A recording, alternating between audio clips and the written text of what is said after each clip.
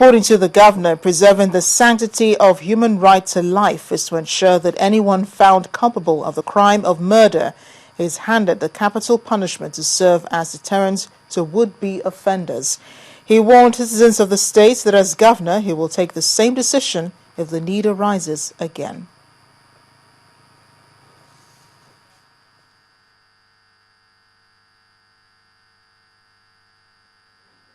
This is the second time the Public Complaint Commission of the Federal Capital Territory has gathered Nigerians from different walks of life to examine the role of the Commission in the nation's democracy.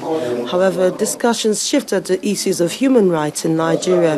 The European Union head of delegation used the event as an avenue to speak on the EU's perception of human rights in Nigeria, one of which is the need for the country to abolish the use of death penalty in its criminal justice system.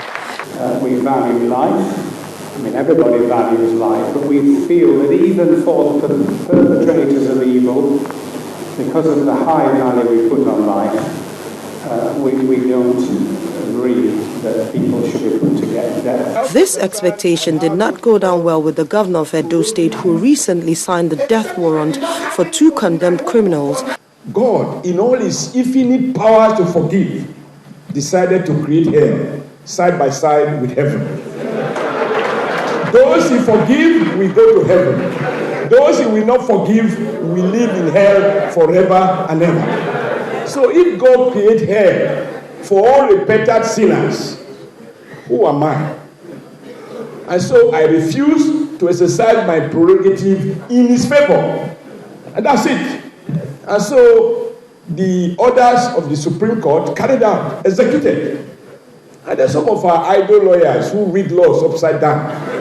When the Supreme Court has pronounced on the matter, then you went back to a high court to say that because the execution wasn't done earlier, therefore the decision of the Supreme Court should be voided by a lower court. Even we unlearned people know that a lower court can't question the findings of the Supreme Court. Speaking on the Public Complaint Commission, Governor Shomole is of the opinion that prosecutory powers should be granted to the Commission.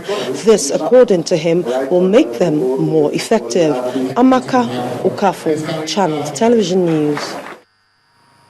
In the meantime, the House of Representatives has condemned the killing of 75 people in Langtang, South Local Government Area of Plateau State by nomadic herdsmen. The lawmakers who raised the motion in plenary, Ms. Benny La, questioned the role of the special task force stationed in the area in the face of persistent attacks. And while confirming the upsurge of killings in that area, the House also mandated its Committee on Defense to look into the activities of the Special Task Force in Langtang North and South local governments of Plateau State. Meanwhile, the Rivers State chapter of the People's Democratic Party has no plan to recall Governor Chibuike Amaechi of Rivers State, and that's coming from the chairman of the party in the state, Mr. Felix Obua, who led other leaders to a closed-door meeting with President Goodluck Jonathan at the presidential villa.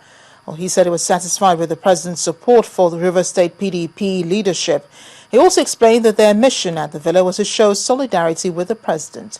The People's Democratic Party is currently polarized in Rivers State, with a section of the membership in support of Governor Amaechi and the other loyal to the Minister of State for Education, Mr. Nyesom Wike, who is considered an emerging political leader in Rivers. It was a meeting that brought together the who is who in the Rivers State PDP, except perhaps those who are serving one form of suspension or the other, due to the crisis that erupted in the Rivers State PDP. That must be what the president has in mind while addressing the meeting that lasted for over 1 hour. He told them that party discipline must be paramount for all members if the democratic process must thrive. For us to have a stable democracy, we have to build strong political parties. And that's why we get worried when we notice some of the indisciplines in the political parties. And the new PDP that we are all working together to form will no longer tolerate this indiscipline. The leader of the delegation and former governor of Rivers State said that the meeting also serves as a reunion of some sort. It was a very cordial meeting, and a reunion, if you like, because for quite some time, the party in the state had not interfaced with the leadership at the center. So it was a very, very warm and cheerful meeting. If it was a reunion, how come that the likes of the incumbent governor, Rotimi Amechi, is not here? And is there any move to bring him back to the fold? He has been suspended because of anti-party activities. So I don't want to delve into the matter of Amechi. It's with the National Working Committee of our great party. So he has all to say with the party and not me. If he wants to stay in the party, he has to show respect. If he wants to leave, I cannot stop him. Recent reports also indicate that the emergence of Nyesom Wike, who is also a member of the delegation, may be of serious concern to some faction of the party in Rivers State. Nigerians do not easily accept change. And when change comes, it takes some people some time. But it's a change that has come to stay. That the governor does not have the party structure, does not make him comfortable. It's not comfortable. So all you are seeing is a reaction to that. Political pundits are watching to see how far this visit can go towards returning lasting peace to Rivers State PDP.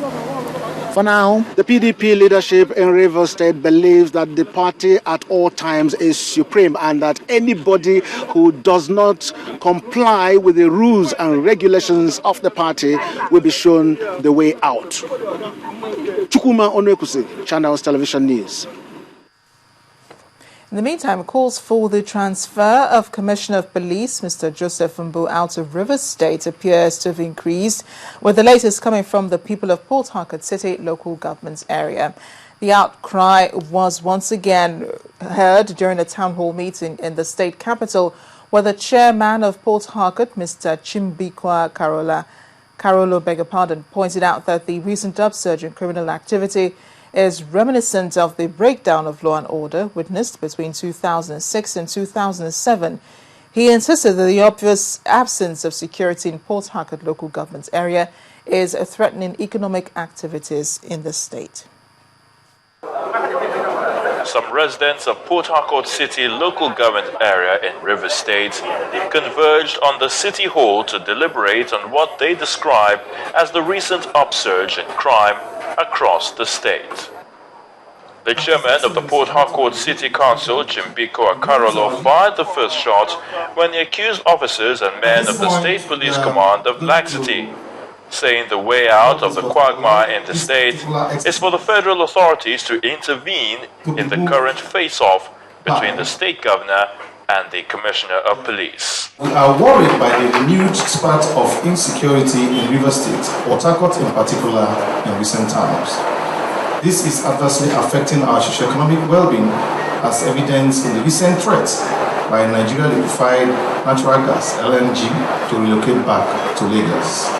In what appears to be a show of support to their principle, some members of the group described those behind the rising crime wave in the state as political lightweights bent on causing trouble. That we pledge our unflinching support and loyalty to our dear brother and son, Right Honorable Chimbike Rotimi Amechi. The suspension of Amechi is a risky business. In spite of all that was said at the meeting, one obvious fact is that the people are interested in having peace back to the local government. They therefore use the occasion to appeal to the higher authorities to intervene. In recognition of the rising global economic influence of China, President Goodluck Jonathan is set to lead a high-power delegation of government officials and private sector players to the Asian country next week for talks aimed at increasing China's direct investment in Nigeria. As opened by the President's Special Advisor on Media and Publicity, Dr. Ruben Abati, indicates that the President will begin the 5-day state visit on Monday. He's scheduled to hold separate meetings with President Xi Jinping, Premier Li Keqiang, and Chairman of the Standing Committee of the National People's Congress, Mr. Zhang Dejiang. Talks between President Jonathan and the Chinese leaders will focus on greater bilateral cooperation in areas such as the development of public infrastructure, oil and gas and public and power supply.